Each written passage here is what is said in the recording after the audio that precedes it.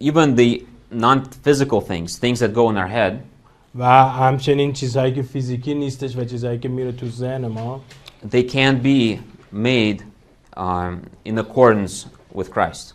و اونها هم میتونه در ارتباط باشه با اون چیزی که در مسیح هست. They can be, thought captive, like make it a slave, make it a worker for Christ. و همون چیزی که حتی تو ذهن طرف هم هست میتونه اسیر بشه برای عیسی مسیح و به کار برده بشه. Our thoughts need to be employees or workers for Christ. و فکر ما باید یک جورای کارمندای عیسی مسیح باشه و برای عیسی مسیح حتی افکار ما هم کار بکنه. And sometimes it's harder to do than to do visible obedience. و اینکه ما بخوایم از نظر فکری خداوند رو اطاعت کنیم بعضی موقع خیلی سخت‌تره از اطاعت فیزیکی مسیح. Because visible obedience everyone can see. به خاطر اینکه اطاعت فیزیکی رو همه می‌بینن. But what happens in a person's head, nobody can see. ولی اون اتفاقی که برای Only God can see that. اون اتفاقی که برای شخص میفته تو ذهنش رو هیچ کس نمی‌بینه، فقط خداست که می‌بینه اون. And so today I'd like to give you another image. روز میخوام بهتون یک تصویر دیگه رو بدم. A comb. و شونه هستش. We use the comb for hair. ما از شونه استفاده میکنیم تا موهامون رو شونه کنیم. And you can comb the line. You can make the mane. و شما میتونید با شونه یال اون شیر رو شونه بکنید. But this is not a physical line. و این فیزیکی نیستش. It's a metaphor. فقط یک مثال است. What the comb is for is for the brain. و حالا اون شونه برای مغز شما هستش. You have to order your head. شما باید مغز خودت رو منظم بکنی وقتی میخوای این کار رو انجام بدی. Because when you start, it looks like this. چون وقتی که شروع میکنی اینجوری به هم ریخته نشون میده. Everything is a mess. همه چیز به هم ریخته است. It's memories, experiences, good thoughts, bad thoughts, all in one big soup. و اون چیزایی که به یادت میاد، افکار بدت، افکار خوبت، تجربات همه تو هم دیگه مثل کلافی هستش که به هم پیچیده. So with the comb, you gotta straighten it out. و شما باید با اون شونه شروع کنی اون رو منظمش کردن. So it looks more organized. و بعد بیشتر منظم شده. So the comb also gives direction. و همچنین این شونه میتونه جهت رو نشون بده. It points the hairs. It points them somewhere. و امور رو به جهتی که میخواد شونه میبره. And this is a lifelong journey. و این کار هم کاری هستش که به اندازه طول عمرتون طول میکشه. And you will hear this from many apologists who are very good, who are internationally known. و این را از خیلی از دانشمندان دفاعیات که به صورت بین‌المللی مشهور هستند خواهید شنید.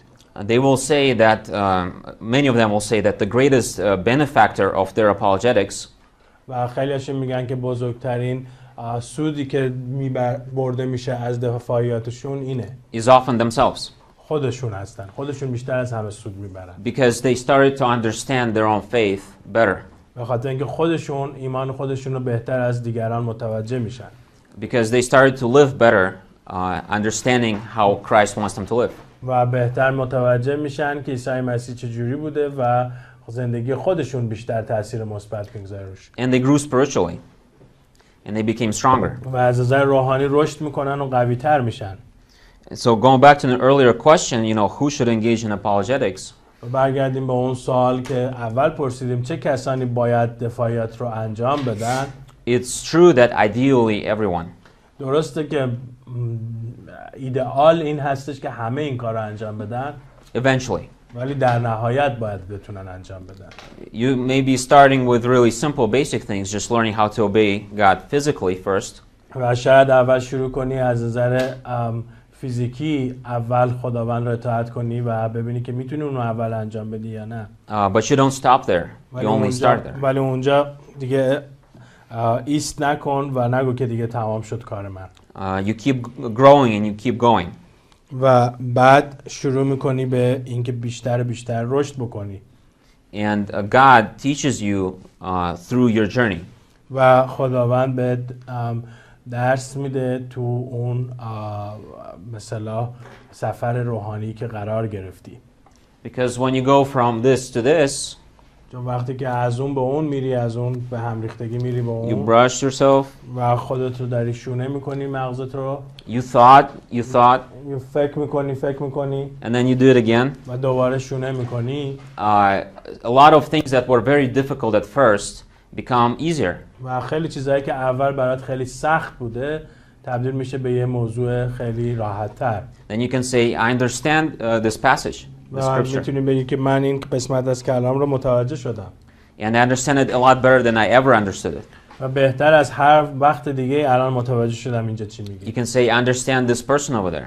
و متوجه شدم این شخص رو، مشکلات این شخص رو بهتر I متوجه شدم know why they're acting this way. و متوجه شدم که چرا اینجوری رفتار میکنه I understand what I need to say to them. و متوجه میشم که چی باید بهش بگم I understand what effect it will produce in them. و من میدونم که چطوری اون چیزی که من میگم روش تاثیر خواهد گذاشت I understand what I should never say. و متوجه میشم چه چیزایی رو اصلا هیچ وقت نباید بگم I understand when I should say it. و متوجه میشم که کی باید بگم I understand even the right words that are for that one person specifically designed, that are picked for him. و همچنین متوجه میشم کلام درست رو که برای اون شخص طراحی کنم که فقط به اون با اون طوری صحبت کردن جواب میگیرم. So it starts all in our head. پس همش از ذهن ما شروع میشه. That's the preparation that Peter spoke of earlier. و این همون آماده سازی یا مستعد بودنی است که پتروس در موردش صحبت کرد. That's what it means to capture the thoughts in obedience to Christ. و این به معنی این هستش که چطوری ما افکار خودمون رو بیاییم برای اطاعت مسیح اسیر بسازیم.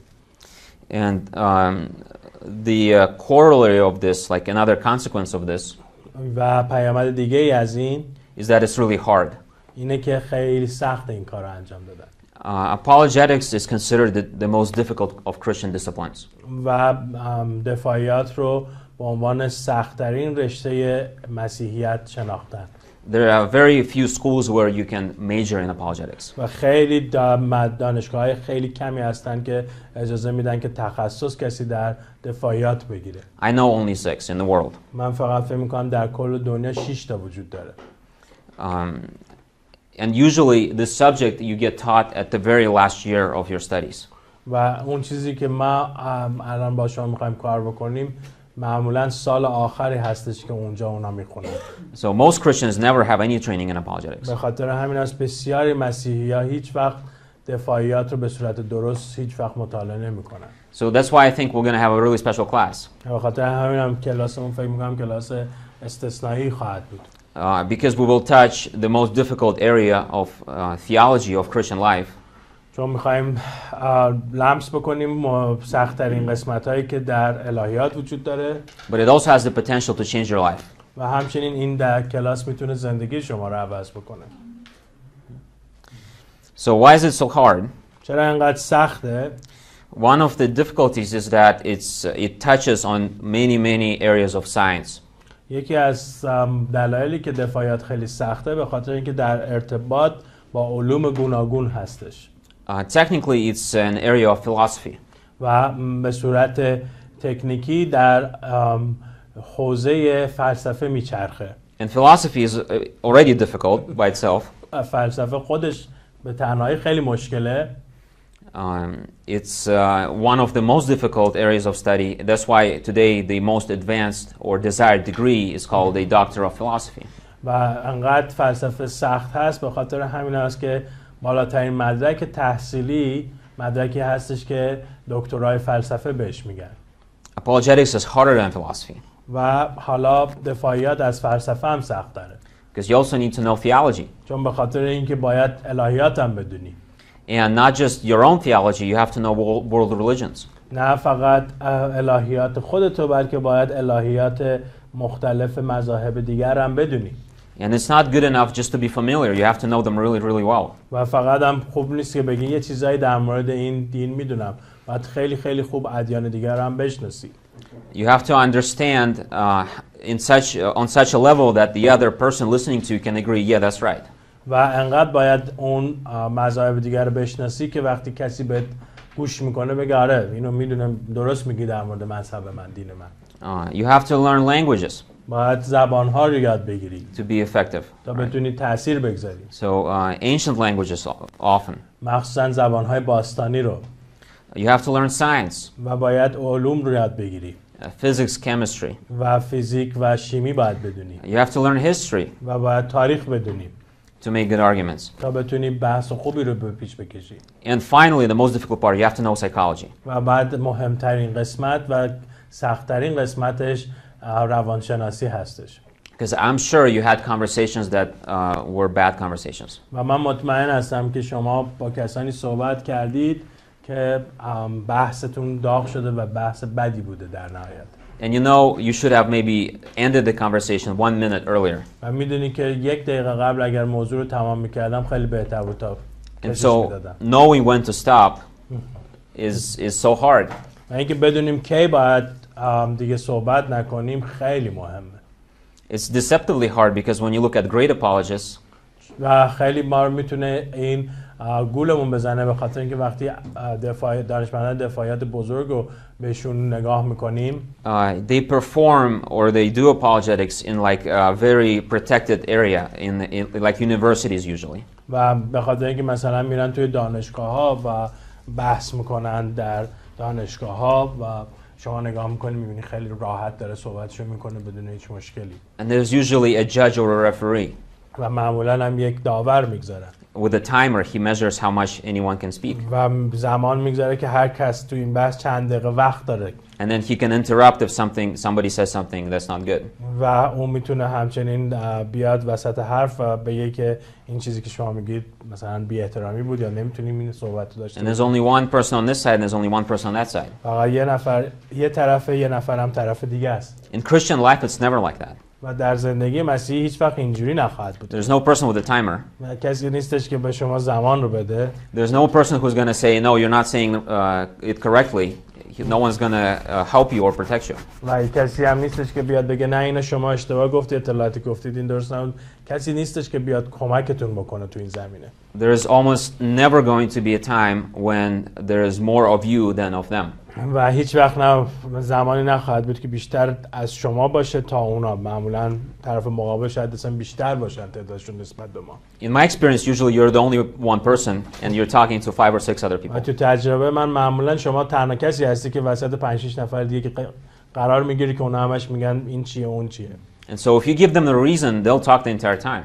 و اگر شما بهشون دلیل ندید اونا بیشتر زمان رو اونا میگیرن برای خودشون. So how do you keep them interested? How do you keep them engaged? چجوری شما اونها رو کاری میکنی که بحث براشون جالب باشه و درگیر باشن؟ How do you keep them on subject? و چجوری توی موضوع اونها رو نگه میداری؟ Because as soon as they see that you're leading them somewhere, they'll try to change the subject. و بعد چون از همون لحظه که میبینن شما داری به یک سمتی اونها رو به اصطلاح میکشونی فوری میان موضوع رو عوض میکنن. And we will learn all of this in this class. و توی این کلاس همه اینا رو میخوایم یاد بگیریم. But you will have to practice to get good at it. ولی باید تمرین بکنی که خوب بشی توش. And I practice every day. I try to spend time with non-Christians. و من هر روز تمرین میکنم، سعی میکنم هر روز با یه غیر ایماندار وقت بگذارم. And I talk to Muslims. و بعد با مسلمان‌ها صحبت میکنم. And I'm learning every day. و هر روزم یاد میگیرم. Sometimes I'm really bad. و از این موقع من واقعا بد کارم خراب انجام. Even though I know what I'm supposed to do. و حتی اینکه میدونم چیکار باید بکنم. Because it takes many years. چون خیلی سالها زمان میبره. Brushing. تا بتونی مغزت رو منظم کنی. Being organized. تا بتونی منظم بری جلو. People don't forgive little mistakes. مردم یه اشتباه کوچیک شما رو هیچ وقت فراموش دیگه نمیکنن. They remember for a long time, even if you say I'm wrong, I'm sorry. حتی اگر شما بری معذرت خواهی کنی مردم همیشه به یادشون هست که شما چه اشتباهی کردید. You lose credibility. و اینجوری اعتبارت از بین میره. And especially with your relatives. مخصوصا با افراد خانواده‌ات. And that's why this is also difficult. This is why it's so hard. و به خاطر همین هم است که خیلی سخت هستش. It's only half academic. It's only half of this is academic. This whole other part of it is psychological, it's relationships. فقط همش موضوع آکادمیک نیستش بلکه قسمتش هم در مورد ارتباط ما و مسائل روانشناسی هستش. And learning how to love. و اینکه یاد بگیریم چجوری مردم رو محبت بکنیم. So let's talk about different venues of apologetics, different situations in which you can encounter. بیایم صحبت بکنیم در مورد راه‌های مختلفی که میتونیم دفاعیات رو به انجام برسونیم. It can be with family or with friends. میتونه با خانواده باشه و یا با دوستان باشه. It's usually a small circle. و معمولاً هم یک گروه کوچیکی خواهد بود. It can be with neighbors and coworkers. میتونه با همسایتون باشه یا با همکارتون باشه. Sometimes you might have a chance to speak to an audience. و بعضی موقع شاید بتونید فرصت اینو داشته باشید که با مخاطبین زیادتری صحبت بکنید. Some of you may one day be a teacher just in a regular school. و بعضی از شما شاید در یک مدرسه یه روزی خودتون بشید معلم. And the person asks a question, and all of a sudden, a regular day became an apologetics situation. و بعد اون جایی که داری درس میدی یهو شخص بیاد سوالی رو بکنه که سوالی باشه که در ارتباط با موضوع دفاعیات باشه و باید آماده باشی که دفاع کنی از ایمانت. And you better be prepared. و باید حتما آماده باشی. Because some of those situations you cannot predict when they occur. و بعضی از این شرایط رو ما نمیتونیم پیش بینی بکنیم که بگیم که مردم چه سوالی رو میکنن، پس بهتره آماده باشیم. And there's a whole other aspect of apologetics in media. و کلاً یک بعد دیگه در مورد دفاعیات در شبکه‌های اجتماعی و شبکه‌های کلی وجود داره. Because of the internet, there's more opportunities to talk to people. به خاطر اینترنت هستش که خیلیا فرصت پیدا میکنن از طریق اینترنت با دیگران صحبت میکنن. I have a friend that I played computer games with for many years. من دوستی دارم که بازی کامپیوتری باهاش سالها کردم. I never met him in person. و هیچ وقت اون رو من شخصا ملاقات نکردم. But he's from Tunisia. ولی اون از تونس هستش. And we talked about faith many times. و ما در مورد ایمان خیلی با هم دیگه صحبت کردیم. And without the media, I would never have a chance to meet him. و اگر که این شبکه‌های اجتماعی نبود هیچ وقت نمیتونستم ملاقاتش کنم. And it's completely different because if I were to go to his country, he wouldn't respond to me in the same way. و اگر مثلا من میرفتم کشورش هیچ وقت به من جوابی که الان داره میده از طریق اینترنت رو مستقیم نمیداد. Because in media there is some anonymity, there's some transparency there, right? That people can afford. در این شبکه‌های اجتماعی هستش که خیلی شفافتر مردم خودشون رو توضیح میدن و خودشون رو معرفی میکنن. The person is not risking his reputation or his job. و توی شبکه‌های اجتماعی شخص آبروی خودش رو یا شغل خودش رو به مخاطره نمیندازه اگه در مورد مسیحیت سوال بکنه. He knows nobody's going to overhear our conversation. و میدونه که کسی نیستش که بخواد به قول معروف گوش کنه مکالمه ما رو. And so there is an opportunity to ask more difficult questions and more confrontational questions than I otherwise would. و فرصتی هستش که بیشتر میشه سوالهای سخت‌تر رو پرسید. And that makes it a unique experience. و این یک تجربه خاصی خواهد بود. Speaking to audience is also very different. صحبت کردن با مخاطبان هم خیلی سخت است یا متفاوت است. I said in a classroom, but it can happen in a restaurant or at a party. و من گفتم توی کلاس درس، شاید اصلا توی یک رستوران یا یک مهمونی بخواد که صحبت کنی. Or at a family gathering. و یا اینکه خانواده دور هم جمع بشه. Somebody asks you about Jesus, just one person. و یه نفر شاید فقط در مورد مسیح ازتون سوال بکنه. And you start to respond and all of a sudden you realized everyone got quiet in the room. و شما شروع میکنی به جواب دادنش یا متوجه میشی که توی اتاق همه ساکتن و به حرفای شما گوش میکنن. And they're looking at you, they want to hear what you're saying. و به شما نگاه میکنن و میخوان ببینن که شما چه چیزی رو میگید. It's unrehearsed. It can happen and it does happen. و بدون آمادگی میتونه این اتفاق بیفته. It's completely different. You cannot say the same things you say on the internet in a setting like this. و خیلی فرق میکنه اون چیزی رو که تو اینترنت میگی نمیتونی اینجوری تو اون اتاق هم بگی. You have to use a different kind of approach. و باید یه جوری دیگه با موضوع مقابله کنی. With your family and friends, the same thing. و با خانواده و دوستات هم همینجوری هست. It's a lot more interactive. You have opportunity to ask questions. You wouldn't be able to do that with an audience. و وقتی که مخاطب باشه خیلی نمیتونی گفتگو داشته باشی، فقط صحبت میکنی، ولی با خانواده خودت همش پیش گفتگو داشته باشی. But it has other problems, like some positives and some negatives from that as well. و یه مشکلی هم تو همین هم وجود داره، بعضی چیزاش خوبه، بعضی چیزاش بده. Again, being prepared is being prepared to do apologetics in all of those different settings. آماده بودن، مستعد بودن به معنی اینه که تو تمام این شرایط ما باید آماده باشیم. So when you think of apologetics, don't think of a person with a microphone before a large room filled with people. وقتی فکر میکنید در مورد دفاعیت، فکر نکنید در مورد یک شخصی که میکروفون جلوش گذاشتن و توی یه جایی مردم پر هستن و او داره در مورد مسیحیت صحبت میکنه. That almost never happens. و این معمولا هیچ وقت برای شما اتفاق نخواهد افتاد. Maybe 20-30 debates per year. و شاید 20-30 تا بحث در سال اتفاق میفته کلا در دنیا. That's it. و تمام میشه. The large televised ones. On colleges, it's a little bit more frequent. و معمولا اونایی که تو تلویزیون ها میذارن 20 تا در کل سال هستش. But most of it is going to be a smaller circle. معمولا شرایط خیلی کوچیک‌تری خواهد بود. And so if you watch YouTube and learn this is how I need to do apologetics, you have to be careful. اگر شما یوتیوب رو نگاه بکنی و بگی آها اینجوری پس باید دفاعیات انجام بدم، باید خیلی حواستو جمع بکنی. Because you try the same thing with your family at home, it's not going to work. بخاطر اینکه اگه اون چیزی که تو یوتیوب می‌بینی بخوای با خانواده‌ت هم به انجام برسی، اصلا نتیجه نخواهی گرفت. It's a different setting, it's a different kinds of people, there's no referee. و اونجا خیلی شرایط فرق میکنه، مردم فرق میکنن و داوری هم وجود نداره. So the approach has to change entirely. و اینجوری هستش که باید برخورد ما با موضوع کاملا متفاوت باشه.